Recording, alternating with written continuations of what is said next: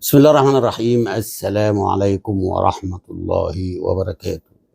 في احتفالية رحيل محمد صبري النهاردة جمهور الزمالك بيودع محمد صبري في احتفال عالمي. فعلا جمهور الزمالك جمهور حساس، جمهور بيحب لاعيبته، بيحب ناديه.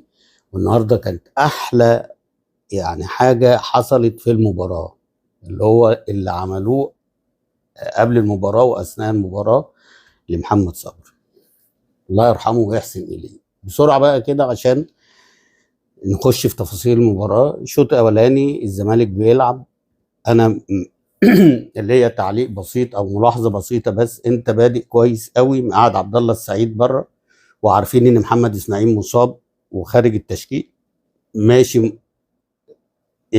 بدأت بحسام عبد المجيد والونش، وطبعا يحسب لك موضوع محمد عواد ده. عندك 2 ديفندرات لعبت بمحمد شحاته ودونجا، وعندك 2 على الاطراف فتوح وعمر جابر.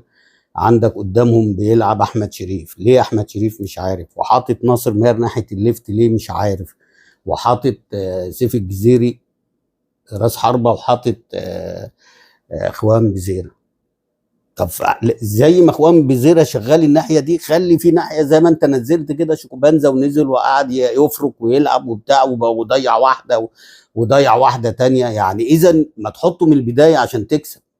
حاطط احمد شريف ليه مش عارف، ولما جيت تغير تغييراتك كلها بصراحه سيئه، قلبت المباراه في الشوط الثاني، في النص الثاني من المباراه، من ساعه نزول محمود جهاد وعبد الله السعيد الدنيا اختلفت.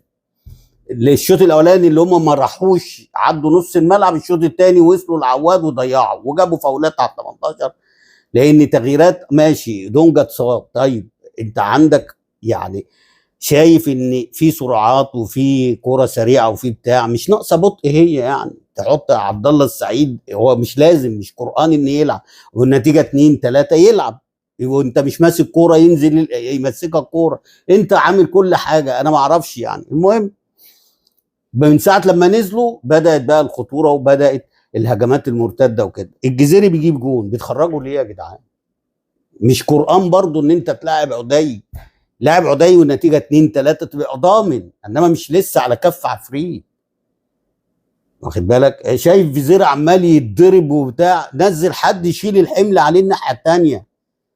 ناصر ماهر يطلع، يلعب ناصر ماهر من البدايه قدام الاثنين ديفندرات وتحت الفيرو، وبعد كده يطلع ينزل مكانه عمر كايد ده ولا ادم كايد، ينزل مكانه. وفين وفين بقى لما تضمن النتيجه تبقى تنزل عدي الدباب.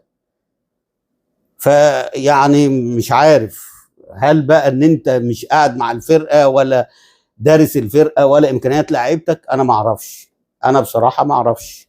وفي عز ما انت الهجمات مرتده ونزلت لي محمود جهاد وعبد الله السعيد، قمت جاي عامل تغييرتين تاني ومنزل ادم كايد وشيكوبانزا، اللي هو كان لازم يا يبدا من الاول، يا اول الشوط الثاني كان لازم يبدا. فالملعب اتفتح وكان ممكن يخش في الجون في اي وقت.